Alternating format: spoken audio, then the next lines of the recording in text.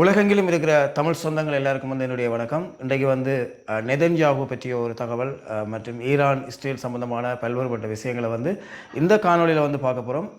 என்ன விஷயம்னு சொல்லி பார்த்தீங்கன்னு சொன்னால், கடந்த சில நாட்களாக இஸ்ரேலினுடைய பிரதமர் பெஞ்சமின் நெதன்யாகு பார்த்தீங்கன்னு சொன்னால், ஈரானுடைய தாக்குதலில் அவர் இறந்து விட்டதாக பல்வேறுபட்ட தகவல்கள் வெளியாகி கொண்டிருந்தது. குறிப்பாக நெதன்யாகுவினுடைய ஒரு ஏஐ வீடியோன்னு சொல்லப்படுற ஒரு வீடியோ வெளியாகிருந்து அது இஸ்ரேல் இராணுவத்தால் பார்த்தீங்கன்னு சொன்னால் ஒஃபிஷியலாக இது நெதன்யாகுவே கதைச்ச வீடியோன்னு சொல்லி வெளியாகி இருந்தது. அந்த வீடியோக்குள்ளே ஆய்வாளர்கள் பார்த்தீங்கன்னு சொன்னால் அதை உத்து அவதானிக்க அவருடைய கையில் 6 விரல்கள் இருந்ததை அவதானிக்கக்கூடியதாக இருந்தது.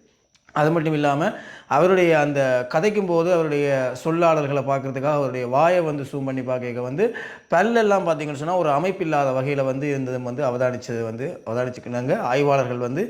இது உண்மையாகவே நெதன்யாகு கதைக்கையில் இது ஒரு ஏஐ மூலம் தயாரிக்கப்பட்ட வீடியோன்னு சொல்லி உறுதிப்படுத்தி இருந்தார்கள்.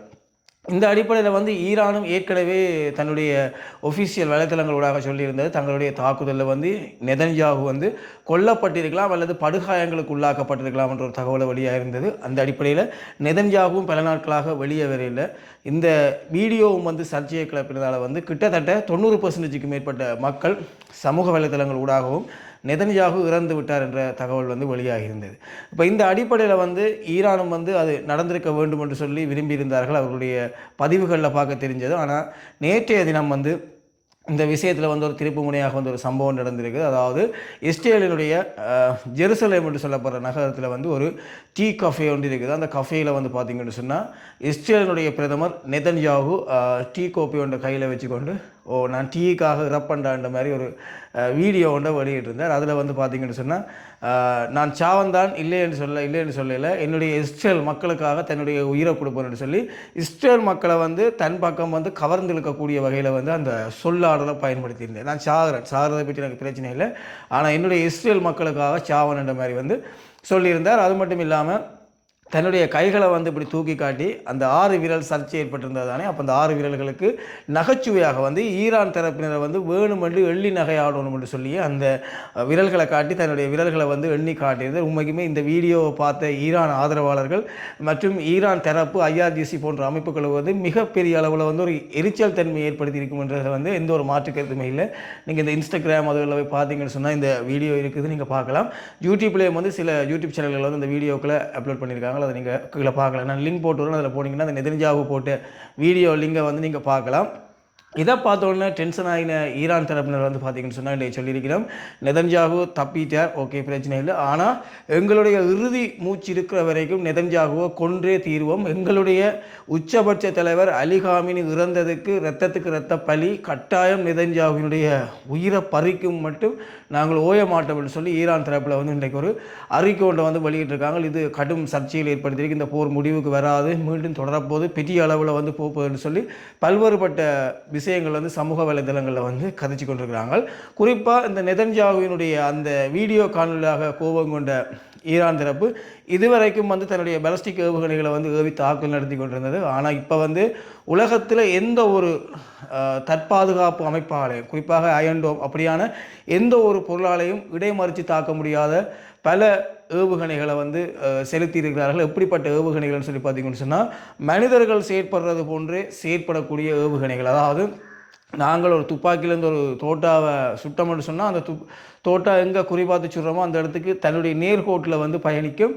குறுக்க என்ன இருந்தாலும் அது அந்த இடத்துல மோதும். நாங்கள் குறிப்பாக்குறதுக்கு இடையில் எதுவும் வந்துட்டுன்னு சொன்னால் அதில் மோதிடும். உங்களுக்கு தெரியும், நாங்கள் ஒரு நபருக்கு சுடையக்க குறுக்க ஒரு கார் வந்துட்டுன்னு சொன்னால் அந்த காரில் வெடிவிடும். ஆனால் இந்த கைஃபா என்று சொல்லப்படுற செகல் என்று சொல்லப்படுற பல்வேறுபட்ட ஏவுகணைகளை ஈரான் வச்சிருக்குது. அந்த ஏவுகணைகளை இப்போ வெளியே கொண்டு தாக்குதல் நடத்த வலிக்கிட்டு அது எப்படிப்பட்டதுன்னு சொன்னால், நாங்கள் அந்த ஏவுகணையை செலுத்துகிற ஒரு இலக்கை நோக்கி அந்த ஏவுகணைக்கு குறுக்காக கொண்டு வந்துன்னு சொன்னால் அதை தாண்டி அதுக்கு வெட்டி காட்டி நடனமாடிக்கொண்டு தன்னுடைய இலக்கு ஏதோ அதை துல்லியமாக தாக்கக்கூடிய ஏவுகணைகள். இந்த ஏவுகணைக்கு தான் அமெரிக்கா, இஸ்ரேல், உலக நாடுகள் எல்லாம் பயப்படுறது. இன்றைக்கு அந்த ஆயுதத்தை எடுத்து இஸ்ரேல் அமெரிக்காவினுடைய மிக முக்கியமான உட்கட்டமைப்பு வசதிகள், எரிபொருள் நிரப்பு நிலையங்கள் போன்றவற்றுக்கு தாக்குதல் நடத்தியிருப்பதாக தகவல் வெளியாக இருக்குது. இன்னும் கொஞ்ச நேரத்தில் இது சம்பந்தமான ஒட்டுமொத்த தகவல்களும் பெறும். தாக்குதல் எப்படி இருந்திருக்குது, அந்த ஏவுகணைக்கு இப்படி பெயரெல்லாம் வச்சிருக்கிறாங்க, இப்படி ஒரு பயமுள்ள ஏவுகணை தன்னுடைய குறியை தவறாமல் தாக்கி இருக்குதா அல்லது தற்பாதுகாப்பு அமைப்பினூடாக சுட்டு வீழ்த்தப்பட்டிருக்கான்ற தகவல் வந்து மிக விரைவில் வரும்.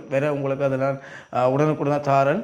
இதுதான் உறவுகளே, அலிகாமினியுடைய மரணத்துக்கு நெதன்யாகுவை எப்படியாவது ரத்தம் காண வச்சு உயிரை கொள்ளுவோம் என்று சொல்லி இன்றைக்கு IRGC சபதம் எடுத்திருக்கிறார்கள். அது மட்டும் இல்லாமல் ஈரானுடைய உச்ச தலைவராக இப்போ இருக்கிறவர் முஸ்தபா காமினி, ஸோ அவரும் வந்து இறந்திருக்கலாம் என்ற தகவலுக்கு வந்து ஈரானுடைய ஊடக பேச்சாளர் வெளிவிவகார அமைச்சர் வந்து அதுக்கு மறுப்பு தெரிவிச்சிருக்கார். அவர் பூரண உடல் ஆரோக்கியத்தில் இருக்கிற மாதிரி. மற்றது இப்போ வந்து பார்த்தீங்கன்னு சொன்னால் உலக நாடுகள் எங்கேயுமே வந்து இப்போ பெட்ரோல் தட்டுப்பாடு, எங்களுடைய நாட்டிலேயும் பெட்ரோல் தட்டுப்பாடு QR கோட் முறையில் வந்துட்டுது. ஸோ இந்த யுத்தம் முடிவுக்கு வராமட்டால் நிச்சயம் இந்த விஷயம் இன்னும் கூடி எல்லா அளவுமே எரிபொருள் தட்டுப்பாடுகள் ஏற்படும் என்றதில் மாற்று கருத்தில்லை. இந்த யுத்தத்தால் அமெரிக்காவோ ஈரானோ இஸ்ரேலோ வெற்றி பெற போவதில்லை. இரண்டு நாடுகள்லாம் இதில் வெற்றி பெற்றிருக்குது. குறிப்பாக ரஷ்யா, சீனா, இந்த 2 நாடுகளும் வெற்றி பெற்றிருக்குது. என்னென்னு சொன்னால் இந்த யுத்தத்துக்கு முதல் 6.6 மில்லியன் விரல்களை வந்து ஏற்றுமதி செய்த கச்சா எண்ணெய் விரல்களை ஏற்றுமதி செஞ்ச ரஷ்யா இன்றைக்கு 100 மில்லியன் கச்சா எண்ணெய்களை ஏற்றுமதி செய்கிற அளவுக்கு வந்து வந்திருக்குது. என்னென்னு சொன்னால் டொனால்ட் ட்ரம்ப் கச்சா எண்ணெய் பிரச்சனையை நிப்பாட்டுவதற்காக ரஷ்யாவிடம் எரிபொருளை கொள்வனவு செய்யலாம்னு சொல்லி சொன்ன தகவலுக்கு அமைவாக தொடர்ச்சியாக இணைஞ்சு கொள்ளுங்க. ரஷ்யா உக்ரைன் சம்பந்தமான உலக நடப்புகள் சம்பந்தமான எல்லா விஷயங்களையும் எங்களுடைய காணொலியில் நாங்கள் தருவோம். எங்களுடைய சேனலை சப்ஸ்கிரைப் பண்ணி இணைஞ்சு கொள்ளுங்க. நன்றி சொந்தங்களே, மீண்டும் ஒரு காணொலியில் சந்திப்போம்.